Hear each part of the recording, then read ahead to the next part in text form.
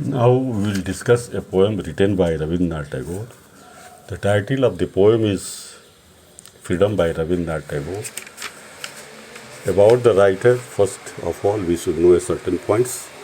Tagore was one of the important figures in Indian literature. He was born in highly educated aristocrat family. He did most of his early education at home. At 8, he started writing poems. He was sent by his father to England to train him as a barrister. But he could not continue his education there. He came back to India. He took part in the national freedom struggle.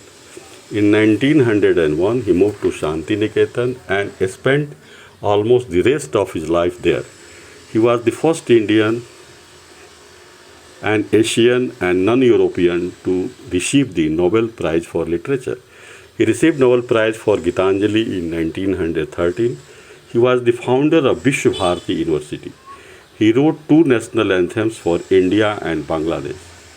He died on 7th August in 1841. Tagore is known as the Bard of Bengal. He gained popularity across the world through the English translations of his works done either by himself or others. Though he contributed to different genres of literature, Tagore was primarily a poet. Now we will know about his poetry. He wrote Mansi in 1890, Sonar Tari in 1894, and Gitanjali, one of the very famous writing in 1912. Now we will discuss about the poem Freedom. Freedom is one of the patriotic poems written by Tagore. He wanted to create freedom for India from the hands of Britishers. He wrote this poem in the context of the Indian freedom struggle. According to Tagore, freedom is not merely political in nature, but liberation from all kinds of oppressions and the irrational conventions. For him, real freedom means liberation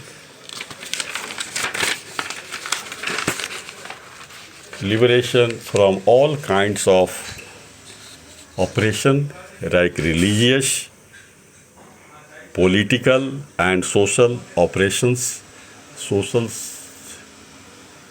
discriminations that are meted by the Britishers.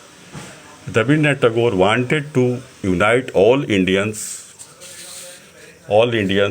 against oppressive dogmas and conventions and breaks all barriers created by caste and creed. Now we will go through the text of the poem. Freedom from fear is the freedom I claim for my motherland. Freedom from the burden of ages bending your head, breaking your back, binding your eyes to the beckoning call of the future.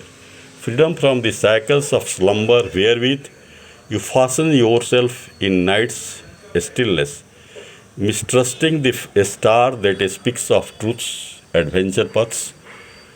Freedom from the anarchy of destiny. Whole cells are weakly yielded to the blind, uncertain winds, and the hem to a hand ever rigid and cold as death.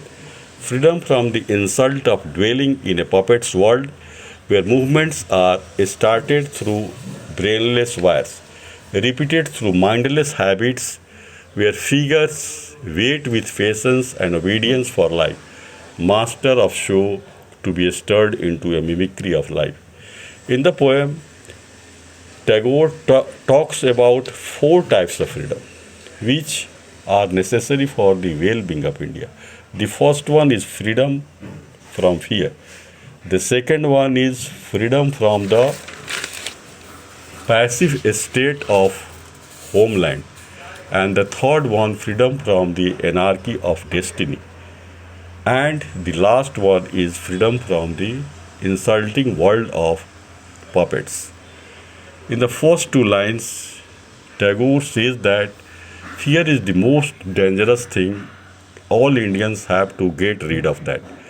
We cannot improve ourselves when our mind is full of fear. Real freedom is freedom from fear. A fearless person only can think about innovations. He can only bring changes in the society. Fear always limits freedom. In the second line, Tagore uses the phrase motherland to signify India. These two lines express his desire to get India freedom from fear.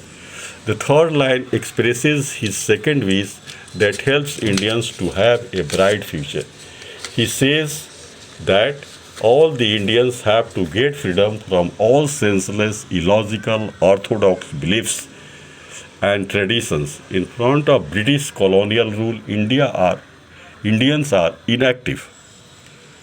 We considered Britishers as ideal and they came to India to educate and civilize us.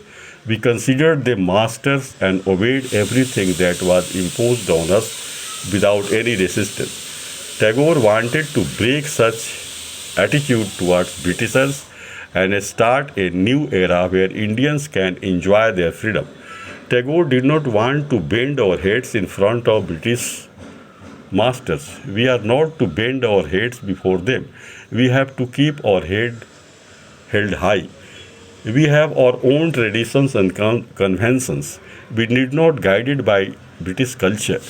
No need to follow what the Britishers teach us. In the next two lines, Tagore says that we are inactive under Britishers' rule.